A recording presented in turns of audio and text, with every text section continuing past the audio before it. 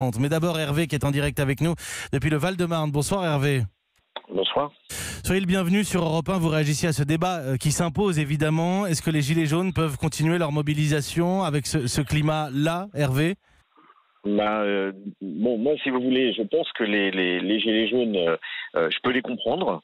C'est pas un souci, sauf que c'est ce que j'expliquais tout à l'heure. C'est vrai que aujourd'hui, sachant qu'ils sont pas forcément bien organisés, ils laissent forcément rentrer les casseurs.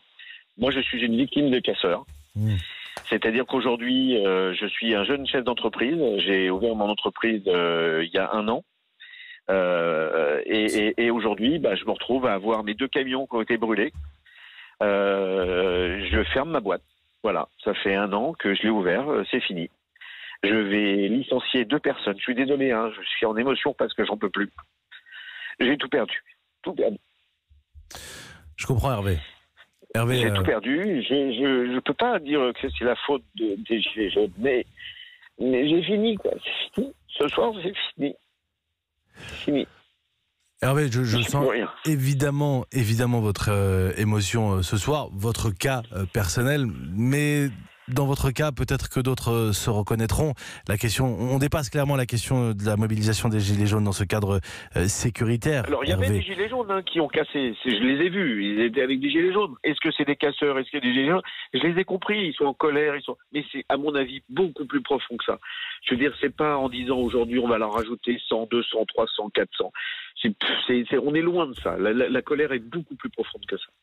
Mais voilà, je trouve que... Et on peut pas mettre un policier ou un gendarme derrière tout le monde. C'est pas possible, ils ont autre chose à faire.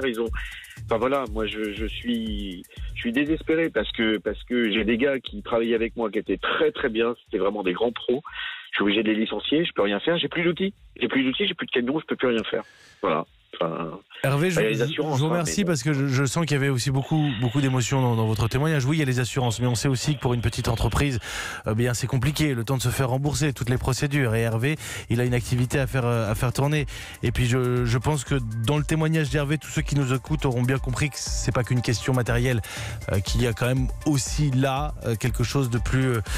Il y a plus de chair, si j'ose dire, dans ce que nous dit Hervé, qui a mis son cœur dans son témoignage, et je le remercie. C'est pas évident de passer à la radio. Je remercie 1000 fois Hervé d'avoir pris la parole ce soir au 39-21 dans ce débat qui anime les Français depuis de longues semaines désormais. Il est déjà 18h10.